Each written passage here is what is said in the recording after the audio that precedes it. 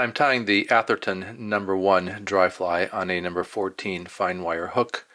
I'm using tan thread. John Atherton, who was born in 1900, was an artist, and he painted in the Impressionism discipline and applied that same discipline to his flies.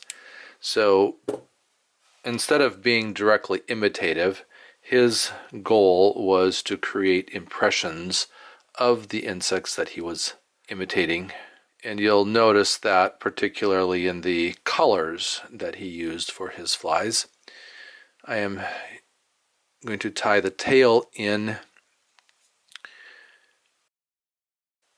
The recipe in Mike Valla's book says that this fly is supposed to be tied in a light dun. And once again, I am confronted with the question, what is dun? So if you look in the dictionary for the color of dun, it is a gray-brown. So a light dun, I'm hoping that this approximate what might be a light dun. It's actually a cream, but again, what is dun?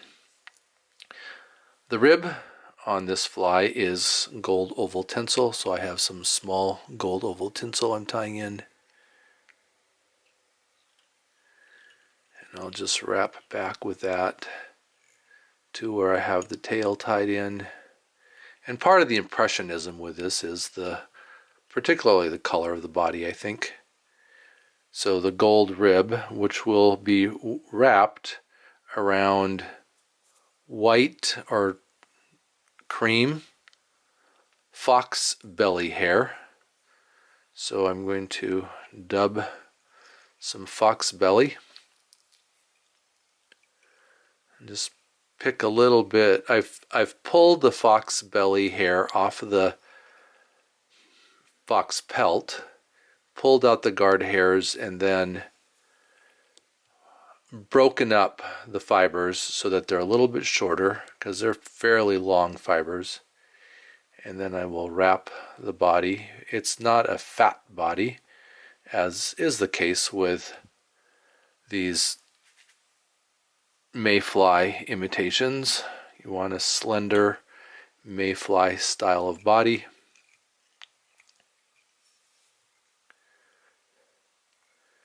Maybe a little bit buggier than some other mayfly dry flies are, but that's what this fox belly does.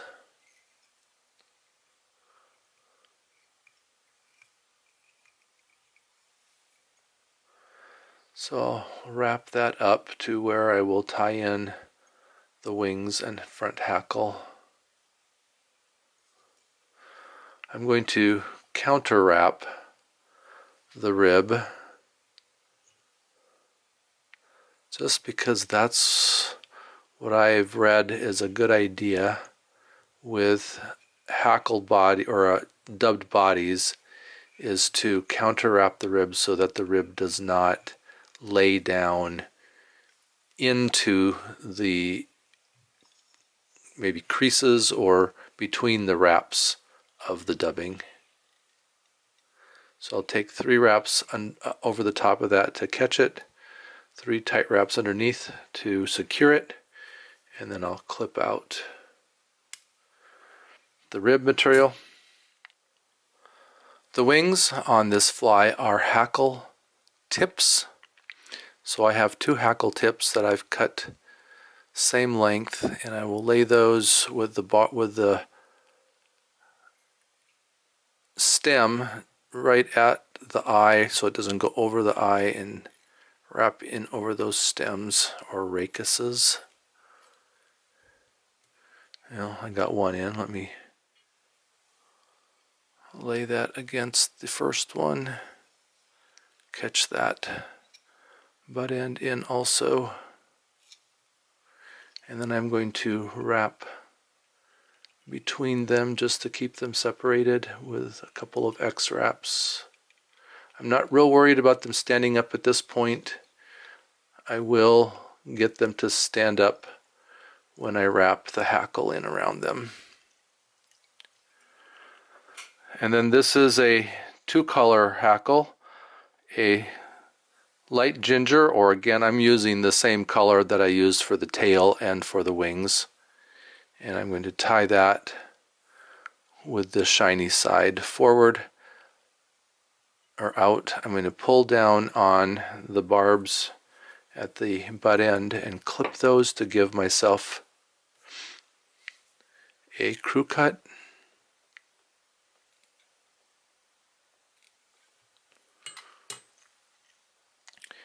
And I will tie that, put that cut stem or rachis in front, and then lift the wings and take a wrap behind.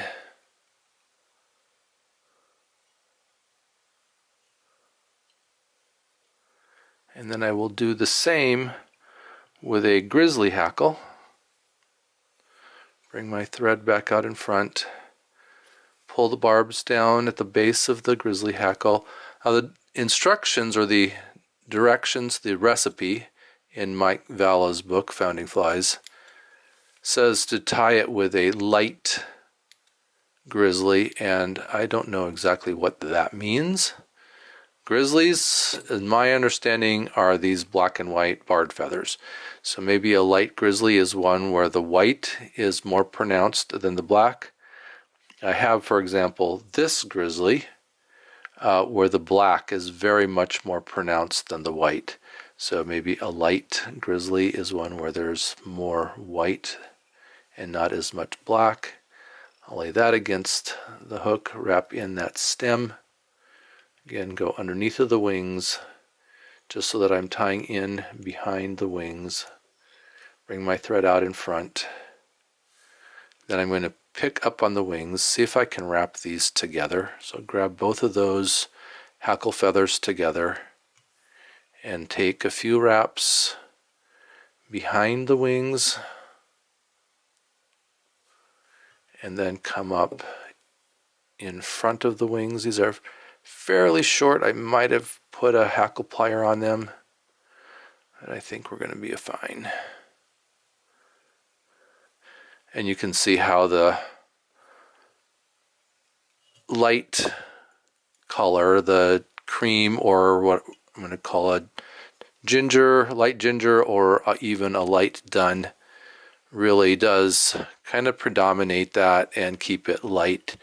And then there's just a little bit of impressionist dark, we're going to call it, in that with that grizzly. So I'll go ahead and clip those out. Now I've got a lot of stuff hanging out in front here. My wings didn't separate very well, but that's all right. A lot of stuff kind of hanging out here in front and over my eye. I want to keep that eye clean. So what I'm going to do is trim off some of the hackle fibers that are out here by the eye.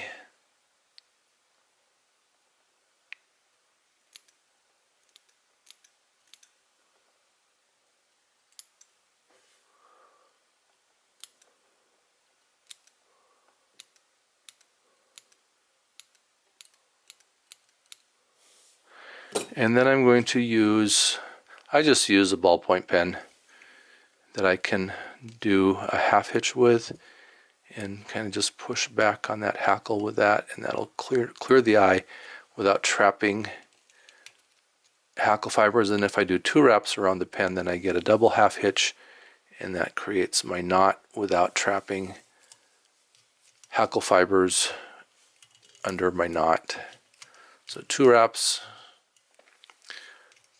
around the pen, or a half hitch tool. Put that over the eye of the hook and then pull the thread tight.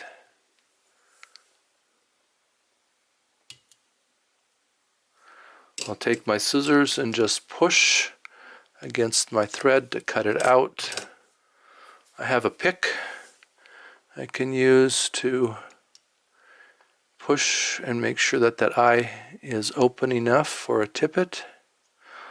I'll go ahead and put a drop of diluted goop on the head. I don't know what John Atherton would have used for glue on his if he did.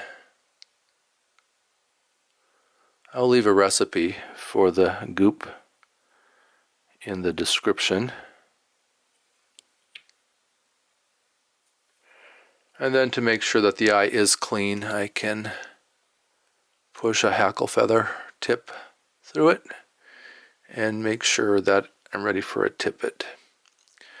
Tragically, John Atherton died at the age of 52 in his waders while fishing for salmon off of New Brunswick.